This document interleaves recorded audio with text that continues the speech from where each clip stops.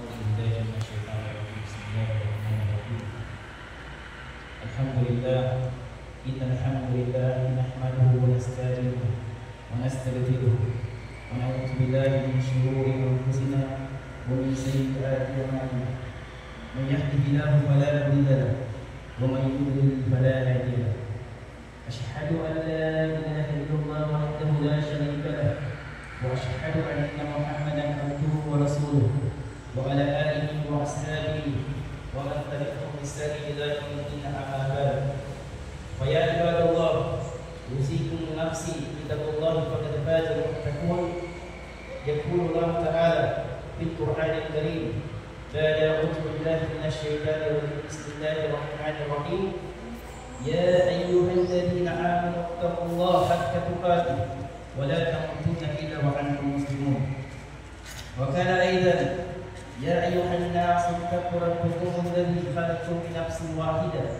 وخلق منها زوجها وبث منهما رجالا كثيرا ونساء واتقوا الله الذي تساءلون به والأرحام إن الله كان عليكم رقيبا عباد الله اتق الله حيثما كنت واتق الشيئة الحسنة تتقها وخالق الناس بخلق حسن أو كما قال رسول الله صلى الله عليه وسلم.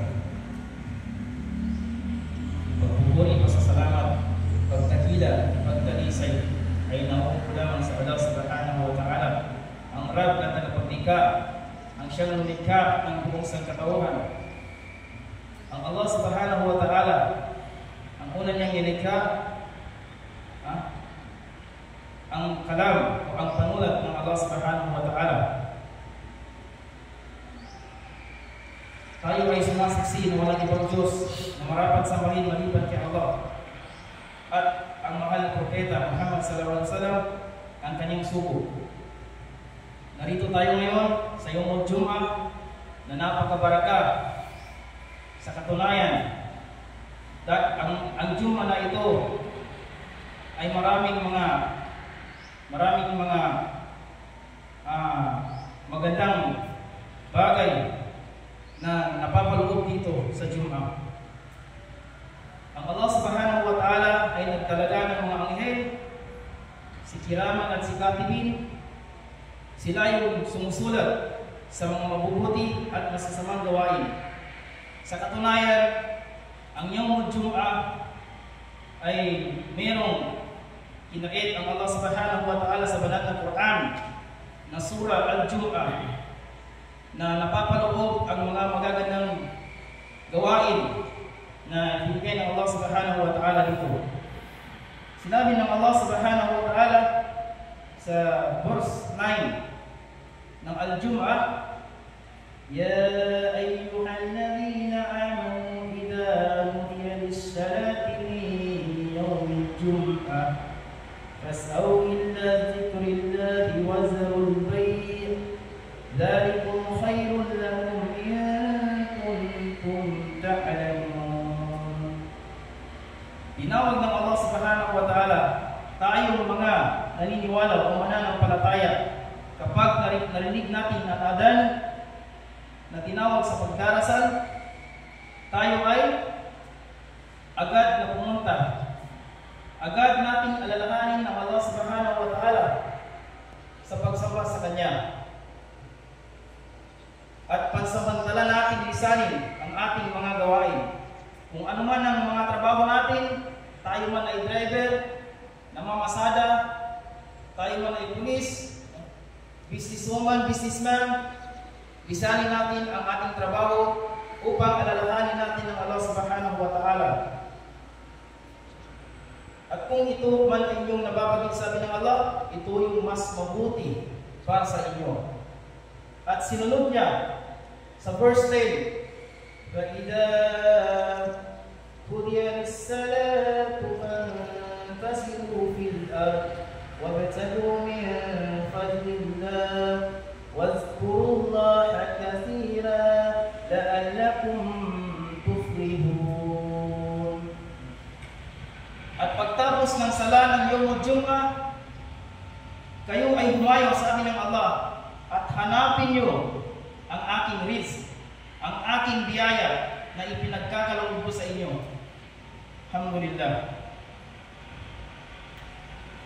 Ang araw na ito ay napakabaraka sapagkat ito yung magtuturo sa atin, magbibigay aral upang alalahanin ng Allah subhanahu wa ta'ala.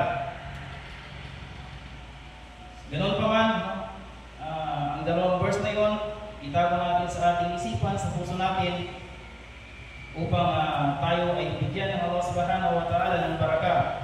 Dahil kahit anuman ang estado ng ating buhay, kung walang baraka ang ating biyaya, ay kailanman ay hindi magiging sapat, hindi magiging successful, o hindi magiging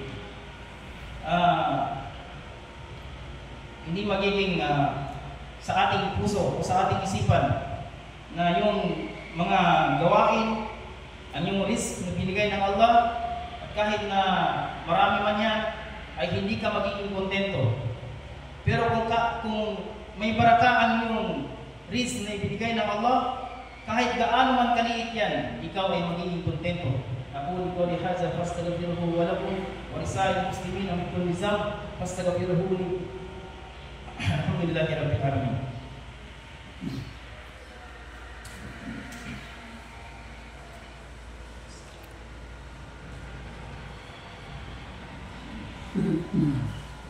الحمد لله إن الحمد لله نحمده ونستعينه ونستغفره ونعوذ بالله من شرور أنفسنا ومن سيئات أعمالنا.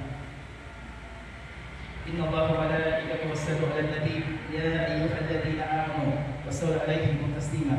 اللهم صل على محمد وعلى آل محمد كما صليت على إبراهيم وعلى إبراهيم إنك حميد مجيد. آمين يا رب العالمين. اللهم إنا أسألك علما نافعا ورزقا طيبا وعملا متقبلا. اللهم اغفر لنا ذنوبنا ولوالدينا وارحمهما كما ربنا صغيرا.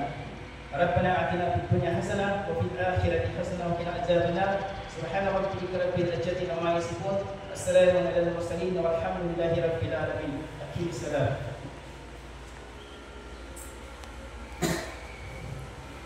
الله أكبر.